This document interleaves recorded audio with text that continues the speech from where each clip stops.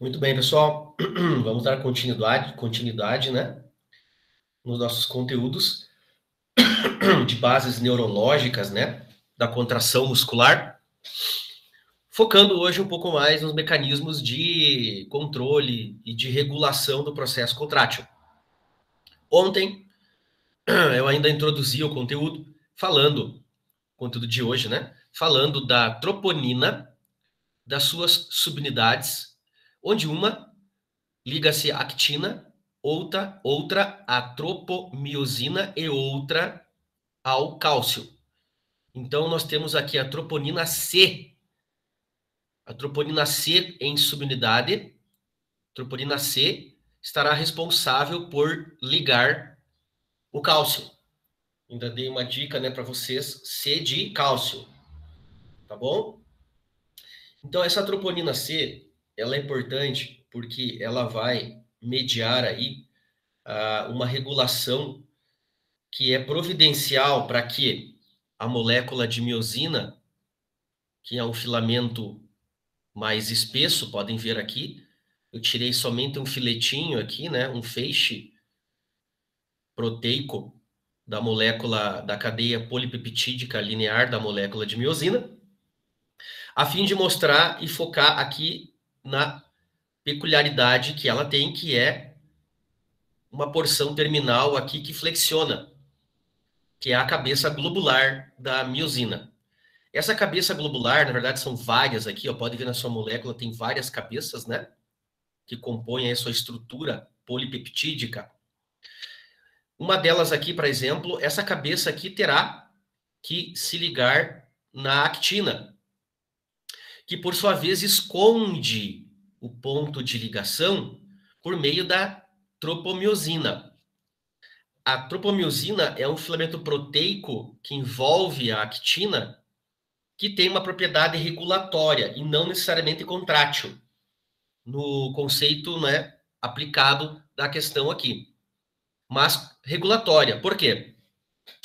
Porque o fato dela estar possibilitando ou não a ligação da miosina e, a partir daí, a flexão e deslizamento desses filamentos, ela acaba regulando.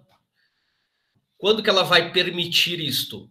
Ela vai permitir isto na medida em que o cálcio se ligar na troponina, que está, por sua vez, ancorada na tropomiosina, certo? Então, são duas proteínas aí extremamente importantes na actina. Se por um lado a miosina funciona como a chave mecânica do processo, que é por meio dela que a cabeça se agarra e faz a tração, por um outro lado, a actina funciona como forma regulatória, na medida em que tem esses filamentos proteicos aqui de tropomiosina e de troponina, que medeiam aí a regulação do momento ideal para que a actina se abra, permita que a miosina se conecte a ela, formando a chamada, comentei ontem já, ponte cruzada. O conceito ponte cruzada é muito fácil de memorizar, né? Porque literalmente entre a miosina e a actina forma-se uma ponte por meio da ligação da cabeça da miosina. E é cruzada porque essa ponte ela liga e traciona de um ponto para outro, certo? Então, nisto está a chave do processo de deslizamento entre filamentos. Vamos entender um pouco mais como o cálcio tem esse papel. Vamos lá. Muito bem. O cálcio, já comentei ontem, ele está reservado nesse retículo aqui, ó, sarcoplasmático, que literalmente abraça, envolve, rodeia, sitia aqui a fibra muscular, a célula muscular. Vejam que o retículo sarcoplasmático, ele está também rodeado pelos túbulos T. Comentei ontem com vocês também a função dos túbulos T. Túbulos T que vão percorrer aí, que vão possibilitar, logicamente, então, né, o desencadeamento, a passagem de potenciais de ação eletroquímicos, advindos aí da despolarização da membrana muscular do sarcolema, a fim de que essas despolarizações, né, esses potenciais aí eletroquímicos, cheguem até o ponto, ó, despolarizada, chegue até o ponto do retículo, possibilitando a liberação de cálcio, olha aqui, ó, do retículo sarcoplasmático. Uma vez o cálcio liberado, ele vai encontrar as suas funções. Uma das funções do cálcio é abrir o sítio de ligação da cabeça da miosina com a actina, por meio da ligação na troponina C. E é nisso que estamos focando agora. Veja bem, temos o cálcio, então, aqui chegando a nível da troponina C, que o recebe. Então, a troponina recebe o cálcio. Percebo que antes de receber, a tropomiosina, ela está escondendo o ponto de ligação das cabeças da miosina, filamento espesso, né? Não permitindo fazer a ponte cruzada. Na medida em que o cálcio ligou, ele permitiu, então, uma movimentação aqui da tropomiosina a fim de abrir o sítio, o ponto de ligação das cabeças de miosina, que aqui estão rodeando a actina. Cálcio ligado, faz a ponte cruzada, flexiona aqui essa parte terminal proteica do braço aqui, da cabeça da miosina, e aí temos a perpetuação aqui do deslizamento de filamentos e o processo contrátil. Certo? Então, quadro a quadro é importante analisar o papel do cálcio no processo de formação de ponte cruzada e, posteriormente, o ATP vai ter o papel aqui de proporcionar a energia útil liberada para que ocorra a flexão e a movimentação entre filamentos, para que tenha força cinética. Vejam bem, uma linha Z e outra, formando o que nós já conceituamos ontem, que é o nosso sarcômero. Visualizem que uma linha Z vai se aproximando da outra na medida em que eu formo as pontes cruzadas, ó, pontes transversais, né, que são as pontes cruzadas, de ligação de miosina com actina, e os filamentos vão deslizando, ou seja, as miosinas vão tracionando as actinas e vão adentrando aqui e aumentando essa banda aqui, que é a banda A. Lembra que nós conceituamos ontem? A banda A, que é a banda onde temos a interação, né, de miosina com a actina. E percebam aqui que, ao final, a banda I, que só tem filamentos de actina, ela praticamente desaparece, gente. Permanecendo apenas a banda Z, a linha Z, desculpa, e a banda A. Onde temos a fase concêntrica do movimento completa, ou seja, a musculatura já fez totalmente o deslize entre filamentos e estamos na parte final do processo de fase concêntrica do processo contrátil. Isso vai voltar ao estado inicial novamente, na medida em que eu desfaço as pontes cruzadas, na medida em que eu já gastei o ATP, e na medida em que o cálcio é removido também do espaço, onde não está mais biodisponibilizado para a actina, e já não permitindo mais que miosinas se agarrem nos filamentos da actina. Sendo então o cálcio reestabelecido para voltar novamente ao retículo sarcoplasmático.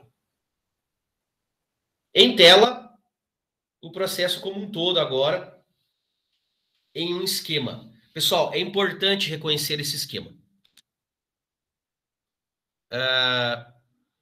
embora esteja em inglês, eu vou traduzir ele completamente para vocês aqui na questão conceitual.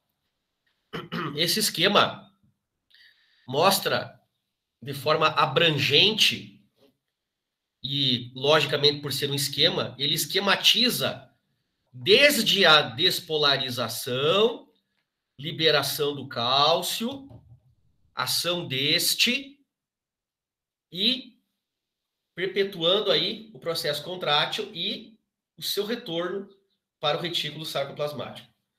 Então vamos do 1 até o 9 nesse esquema. Todo mundo enxergando? Alguma dúvida até então? Posso continuar?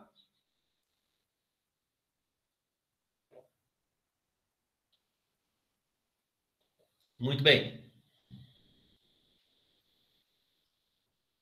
Action potential, né? Que é o potencial de ação. Então, o potencial de ação, ele aconteceu como? Conceito já vencido. Aconteceu como? Aconteceu com a propagação do sinal que vem do neurônio motor, liberando acetilcolina, que agiu na membrana da célula muscular, proporcionando, então, um potencial eletroquímico, com entrada de sódio, também entrada de cálcio lá para dentro do citosol da célula, provocando uma inversão de carga, um potencial de ação, chamada de despolarização. Então, inicialmente, a célula muscular foi despolarizada por meio do sinal neuroquímico, né? Um neurotransmissor, a acetilcolina, mandou esse sinal do neurônio motor para a célula muscular. Fato vencido esse. Muito bem. O que aconteceu nesse processo? Aconteceu que,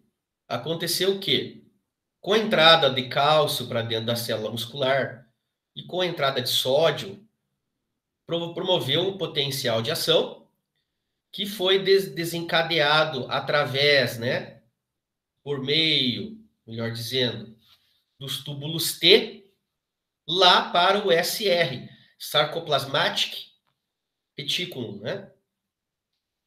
Então, Sarcoplasmic Reticulum, que é o retículo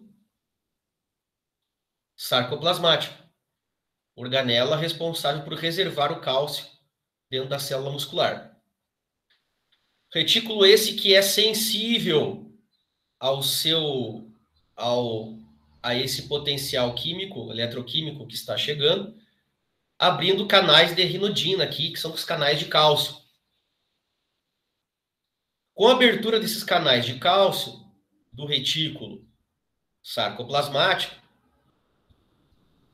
cálcio é liberado, então, e fica em grande concentração aqui, biodisponível no citoplasma da célula muscular. Ó, os túbulos T aqui trazendo, né, os potenciais de ação. Ó, túbulo T trazendo o potencial de ação, que vai desencadear aqui a abertura dos canais de cálcio.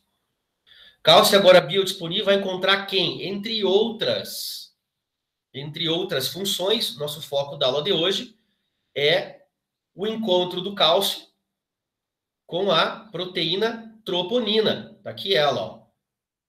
Cálcio ions bind to troponin.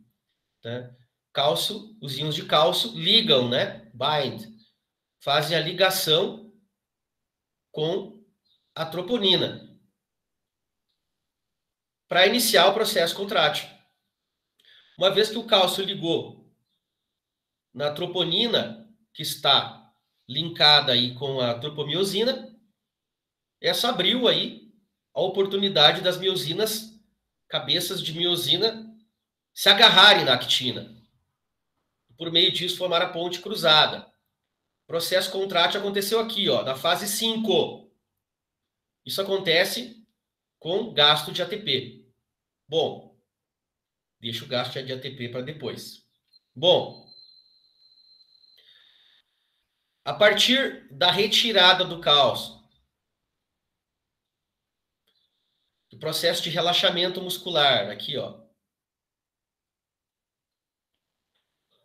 ocorre com a retirada do cálcio quando o cálcio é unbind, ele é retirado da troponina C, certo? Unbind from troponin. Ele é retirado da troponina C e volta para o retículo sarcoplasmático. Cálcio stores, né? Ele está estocado, estoques de cálcio dentro do retículo sarcoplasmático. Para o cálcio voltar para o retículo aqui na fase 7, ele é pumped, ele é bombeado back to the sarcoplasmic. Ele é bombeado de volta para dentro do retículo sarcoplasmático, para storage, né, para estocagem. Ele é bombeado por uma bomba. Quem é bombeado é por uma bomba, né? É a chamada bomba de cálcio. E por ser bomba, toda bomba tem gasto de energia, gasto de ATP. Aí está um dos segredos do processo de fadiga muscular. Depois de deflagrada a contração na fase 5, de ligação de miosina com actina e deslizamento, estas vão se desconectar, se o cálcio for retirado. Se o cálcio não for retirado, pessoal, a quitina e miosina continuam em ligação, cabeça de miosina continua tracionando a quitina, fase concêntrica do movimento. A musculatura continua contraída. Agora, se eu tiver ATP e a bomba de cálcio puder bombear esse cálcio novamente para estocamento no retículo, as miosinas vão se desfazer das actinas e o processo de relaxamento volta, fase excêntrica, ao final, volta ao repouso. Não havendo ATP, fica tudo agarrado, contraturado e fase concêntrica encurtada a musculatura. Ou seja, temos uma linha Z que se aproxima da outra. Temos um sarcômero que está em curto, que está encurtado. E a gente percebe muito bem isso quando a musculatura da panturrilha, lá do gastrocnêmio, tem a cãibra, ela fica contraturada, ela vira uma bolinha, né, de dor, né, literalmente. É isso. É o cálcio que não voltou para o retículo sarcoplasmático, é o ATP que faltou para desfazer as pontes cruzadas. Tudo bem aí, gente? Estamos na fase 6 para a fase 7. Depois de restabelecido aqui o cálcio reservado novamente, processo de relaxamento, certo? Um cálcio residual aí ainda é trocado, exchanger, ele é exteriorizado, ele é trocado com o sódio. Então, o cálcio que está em grande concentração aqui vai para fora, um cotransporte, na medida em que sódio entra para dentro da célula. Muito bem. É o chamado trocador sódio-cálcio, mediado aí por uma proteína transmembrana, que permite a porta, né, a passagem de cálcio para fora, ao passo que troca ele por sódio. Então, expulsando aí esse cálcio residual, que ainda não foi restabelecido dentro do retículo. O sódio, por sua vez, também precisa sair, porque o sódio, ele também promove despolarização, inversão de carga dentro da célula e processo de despolarização, né, excitabilidade. Esse cálcio agora será expulso da célula por uma bomba. A exemplo da bomba de cálcio, temos a bomba de sódio e potássio. Didaticamente, a gente fala bomba de sódio, porque nosso desejo agora é expulsar o sódio da célula muscular, expulsar ele, né, da sua biodisponibilidade em excesso. Então eu gasto ATP para jogar 3 sódios para fora, ao passo que eu recebo 2 potássios para dentro. Ó, o gradiente de sódio é mantido por meio do funcionamento de uma bomba de sódio e potássio ATPase, fase 9, tá? Então, a fase 9 é o último ato para que a célula volte literalmente ao potencial de ação de repouso, ou seja, para que ela esteja polarizada lá nos menos 70 a menos 90 milivolts, e não mais na positividade, né, naquela condição aqui de despolarização, onde as cargas positivas que adentram, inclusive de sódio, levam aí a célula para uma carga positiva, que é a carga de excitabilidade, de despolarização, que é mais 20, por exemplo, mais 30 milivolts. Então, o desejo agora, por fim, é mandar essas cargas positivas para fora, inclusive mandar o cálcio para fora e o sódio para fora. Mandando o cálcio para fora e sódio para fora, o potencial de ação celular volta a potencial de polarização de repouso de menos 70 e a menos 90 milivolts, por meio também do gasto de ATP. Parênteses, faltou ATP, acabou com o restabelecimento dos potenciais de ação de repouso e de relaxamento. Tem que ter ATP. O ATP é importante para restabelecer o cálcio, tirar o cálcio aí da troponina e restabelecer ele no retículo. O ATP é importante para mandar o sódio para fora também. São duas bombas aí que não podem parar de funcionar, a bomba de cálcio e a bomba de sódio e potássio. Galera, dúvida em relação às bombas? Perguntem agora. 9 passos do processo contrátil.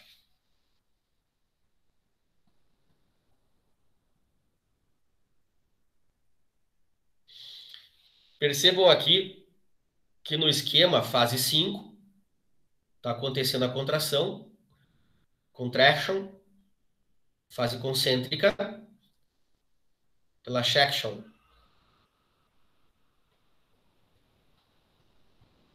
Fase excêntrica, restabelecimento dos potenciais de ação de repouso.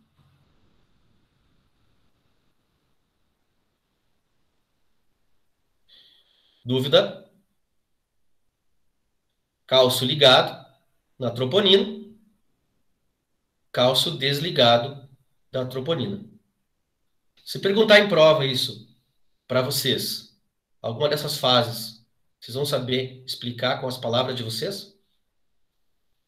As fases que envolvem o processo contrátil? Aqui resumiu tudo que a gente já falou até agora.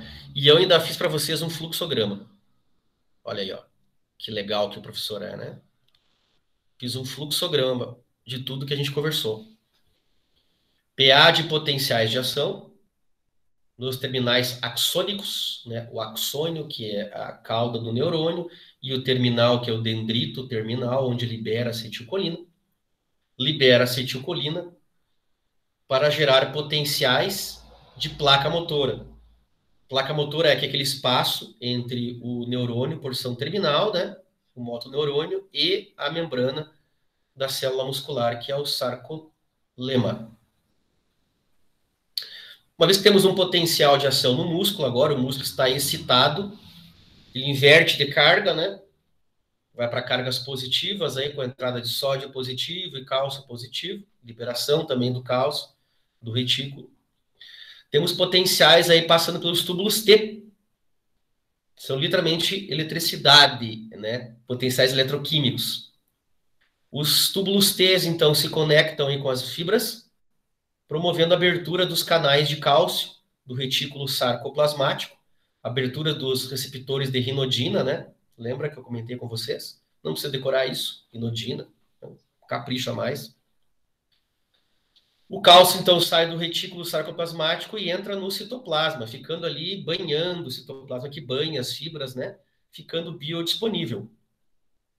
Assim, forma as pontes transversas, né? Pontes cruzadas entre actina e acmios, né? Actina e miosina.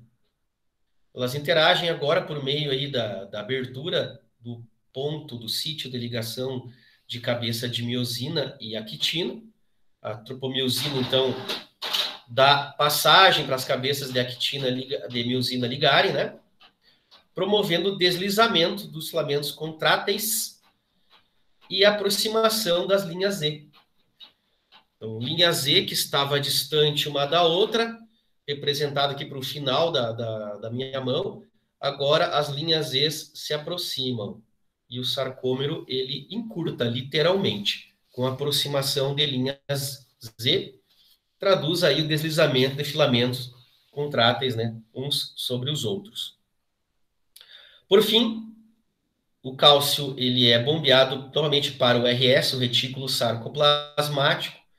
O sódio é bombeado para fora por meio da bomba de sódio e potássio, retirando cargas positivas aí do citoplasma celular e restabelecendo uma carga negativa de repouso, repolarização, de menos 70, menos 80, menos 90 milivolts, invertendo novamente a carga da célula para o potencial de repouso, de relaxamento, né? E aí ocorre o afastamento das linhas Z, restabelecendo, então, o potencial aí de ação de repouso e restabelecendo, então, a arquitetura do sarcômero afeta aí a fase excêntrica e de repouso ao final do movimento. Galera, não tem como resumir mais. Não tem como resumir mais do que isso, não tem como mastigar mais do que isso. Tá legal? Certo?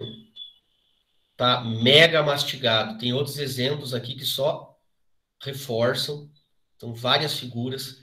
Aqui eu tenho aquela parte do cálcio liberado por citosol, por meio aí dos túbulos T, a abertura do canal de rianodina,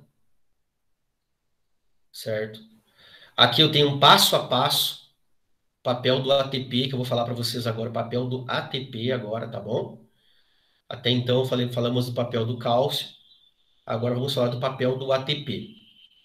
Pessoal, até agora, alguma dúvida? Várias, eu tenho certeza. No entanto, eu gostaria que vocês perguntassem o que ficou até agora, antes de eu avançar para a parte final da aula de hoje, que é o papel do ATP. Tá bom? Professor, Vamos lá. Tenho certeza que vocês estão com dúvidas. Tem uma parte que eu ainda não peguei direito, que é a questão do potássio ali, a bomba de potássio. Amanda, o teu áudio não está aberto. Não te escutei. Tá funcionando agora? Agora foi. Ok. É a parte da bomba de potássio. Eu não compreendi ainda muito bem qual que é a função ali. E lembrem bem, Amanda, boa pergunta. E lembrem bem, a bomba de sódio e de potássio, ela é muito importante para células excitáveis. Então, não é só a musculatura, né? O músculo que é excitável. Os neurônios são excitáveis, é importantíssimo para os neurônios, para restabelecer potenciais de repouso, evitando, né, a epilepsia, evitando convulsões, por exemplo. Ela é importantíssima no miócito, no músculo cardíaco, nós vamos ver em cardiovascular, para que nós não tenhamos taquicardia, excesso de contração cardíaca, promovendo a recuperação cardíaca também, após um evento de contração, de despolarização. Então, as bombas, como um todo, cálcio e sódio, elas são responsáveis por restabelecerem potenciais de ação de repouso. Por que ali? Porque a bomba, ela vai retirar o excesso de sódio que está dentro aqui do citosol e jogar para fora. Essa parte você entendeu, Amanda? O papel da bomba de sódio, que é bombear sódio para fora. Por que eu tenho que gastar ATP para isso, galera? Porque eu tenho muito mais sódio fora da célula do que sódio dentro da célula. Embora eu não queira esse sódio, eu tenho muito mais sódio para fora. Quando eu jogo alguma coisa contra o seu gradiente, ou seja, para o lado que está mais concentrado, eu tenho que fazer força. Ao passo que, quando algo flui de onde está mais concentrado para um compartimento menos concentrado, eu não preciso fazer força. Quer ver uma coisa? Quando eu abro a torneira, por que a água flui facilmente? Ela está mais concentrada dentro do cano do que fora do cano. Quando eu solto um balão, por que o ar flui de dentro do balão para fora? Porque o ar está mais concentrado dentro do balão do que fora.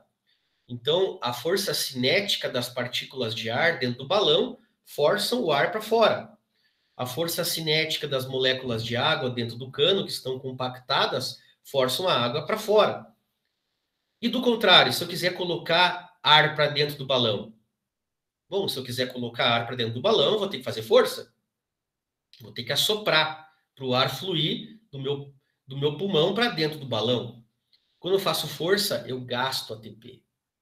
Então, para eu retirar o sódio e mandar ele para um local que é fora da célula, onde ele está mais concentrado, eu tenho que fazer força. Mesma força que eu tenho que fazer quando eu mando o cálcio para um local onde ele está mais concentrado, local de reserva dele. Eu tenho que fazer força. E essa força é feita por meio de uma bomba. As bombas bombeiam. Lembra de uma bomba de água que traz a água em desnível de um ponto mais baixo para a caixa d'água? Eu tenho que fazer força. E aqui a força é dada pelo gasto de energia útil, que é o gasto de ATP. Então tem uma proteína que é enzima, que é a sódio-potássio ATPase, uma proteína enzima que funciona gastando ATP, jogando sódio para fora, 3 no caso, 3 cargas positivas de sódio para fora, e recebe o potássio, 2 cargas de potássio, 2 moléculas, 2 íons, melhor dizendo, de potássio, 2 íons, tá? Não molécula, íons de potássio para dentro. O potássio, por sua vez, vai ter que fazer força para entrar, porque nós temos mais potássio dentro da célula do que fora dela. Então a bomba funciona assim, ó, Amanda. Eu jogo o potássio para fora, faço força, ao passo que faço força para jogar e receber o potássio para dentro. E esta força, ela é vencida quando eu promovo energia útil por meio do ATP, quando eu gasto ATP para isso. Tá? Espero que eu tenha conseguido explicar.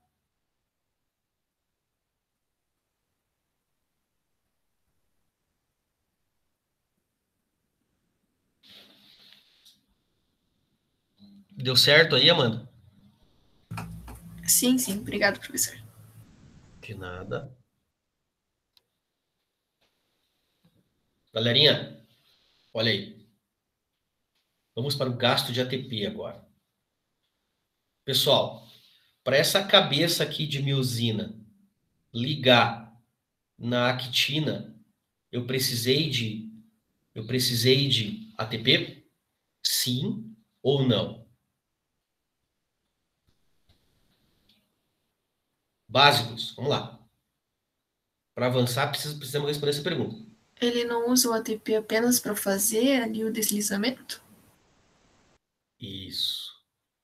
Então, o que foi necessário acontecer para a cabeça da miosina ligar no sítio específico aqui da actina? Se não foi o ATP, quem foi?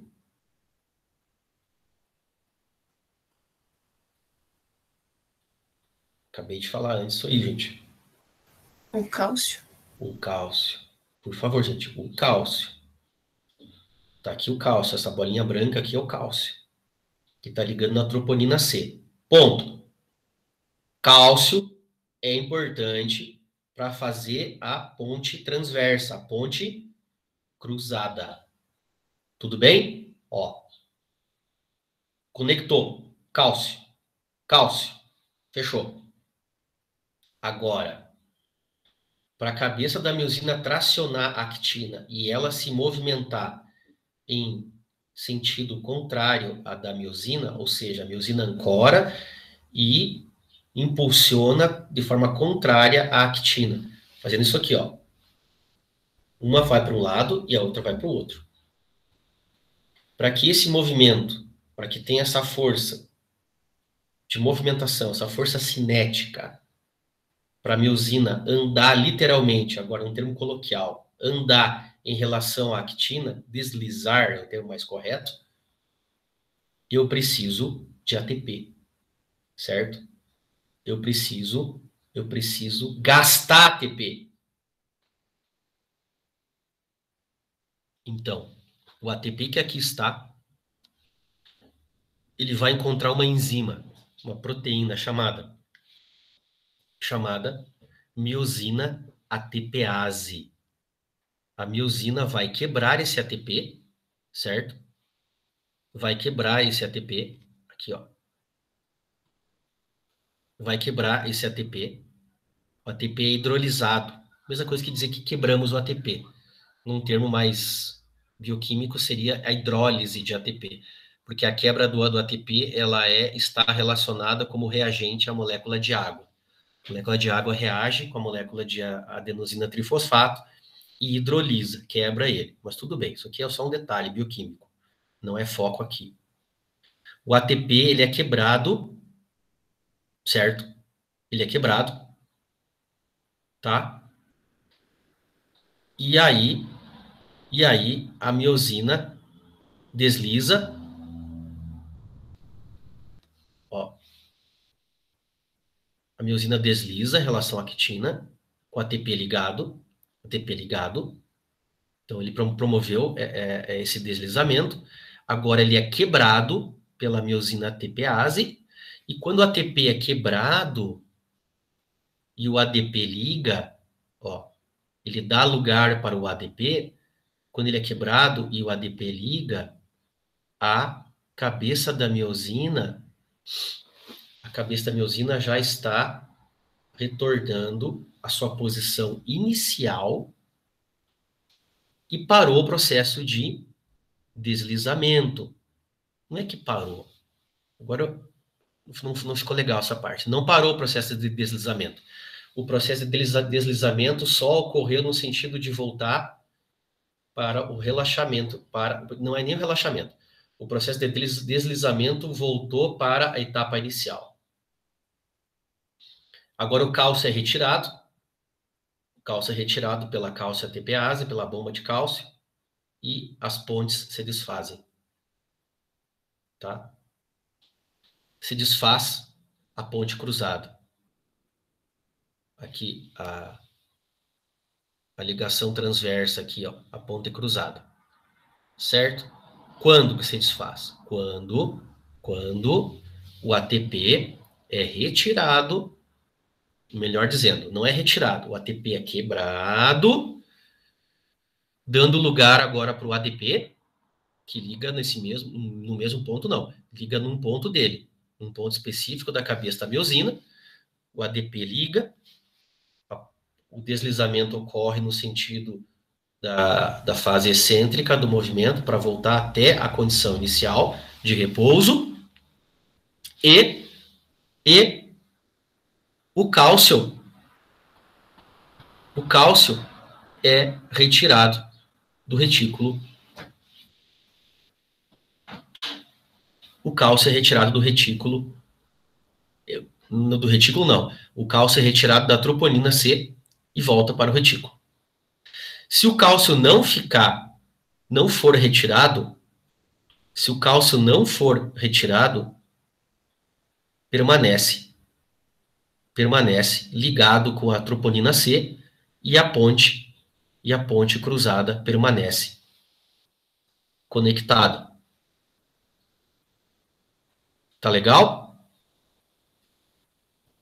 Muito bem. Então vamos por partes aqui. Vamos do 1 até o 7. Número 1.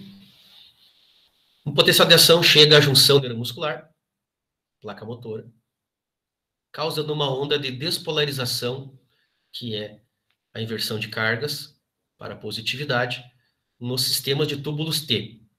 Até aqui, nenhuma novidade para vocês. Está tudo trabalhado nos mínimos detalhes. Consequência dos túbulos T, propagando esse potencial eletroquímico, é a liberação do cálcio, do seu ponto de acúmulo, do retículo. Fato vencidíssimo na disciplina. Fase 2. O cálcio no sarcoplasma, que seria o sarcoplasma ou citoplasma da célula muscular, né? É o líquido que banha todas as organelas e as proteínas. O cálcio agora biodisponível, Liga-se a troponina, tá aqui ele, ó, cálcio, bind to the troponin, tá ligando com a troponina. E aí, ao ligar com a troponina, ele expõe os sítios de ligação de miosina com a actina. Certo? Fato também vencido na disciplina. Então, cálcio ligado, a tropomiosina deixa de proteger a actina e a cabeça da miosina agora vai encontrar a actina. Tá aqui, ó. Cálcio tá aqui, cálcio ligado, miosina conectada com a actina. Muito bem. Nessa fase ainda, o ADP está ligado, que é a fase inicial. Não houve ainda o deslizamento, tá? Muito bem. O ADP é liberado, então, da miosina, e temos a fase 4, onde ocorre a conexão da... Já está conectado, obviamente. Já está, porque o cálcio está lá. Já estão em pontes. E ocorre a flexão aqui do braço da miosina, promovendo o deslizamento em sentidos contrários. Actina para um lado, miosina para outro. Nesta fase aqui, de concêntrica do movimento, nós temos o gasto de ATP. A ligação do ATP, melhor dizendo, já que o ADP foi solto, o ATP chega, né? Liga ali, e temos então a fase concêntrica do movimento. Muito bem. O ATP, quando ele é gasto, já perpetuou a energia útil necessária para o processo de contração. Quando o ATP ele é gasto e liberado do sítio de ligação, nós já temos, então, aqui o retorno da cabeça de miosina à conformação de repouso. Então, o ATP é gasto, e olha o que acontece. Ele é gasto, e nós temos, então, a chance do ADP chegar novamente na parada aqui, na cabeça da miosina, e levar esta conformação agora para a condição de repouso. Então, veja bem, o ATP ele é muito importante. Não só para que eu consiga ter força cinética, mas para que eu consiga desfazer essa condição concêntrica da contração, de sobreposição, né? E retornar a uma condição inicial, preparando a fibra para um novo processo de contração, para uma nova despolarização que vai chegar. Então, a falta de ATP, ela é fatal, tanto para falhar as bombas, daí o cálcio continua lá, e o sódio também. Falha no sentido de não ter energia para as bombas funcionarem, promovendo potenciais de ação eletroquímicos que continuam chegando via túbulo T.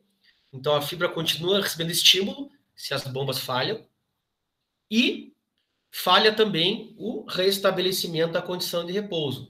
Então, se falta ATP, o que acontece? Isso aqui, ó, a musculatura fica tensa, tracionada, afuncional, sem função aparente. Ela não funciona, ela fica espástica, tensa, contraída, e isso promove dor, porque lá existem receptores, né? Sistema sensorial de dor via aferência de que alguma coisa está estranha ao cérebro, promovendo a dor e nos promovendo também uma proteção por meio dessa dor, avisando que algo não vai bem, certo? Então, pessoal, na aula de hoje, o que nós focamos?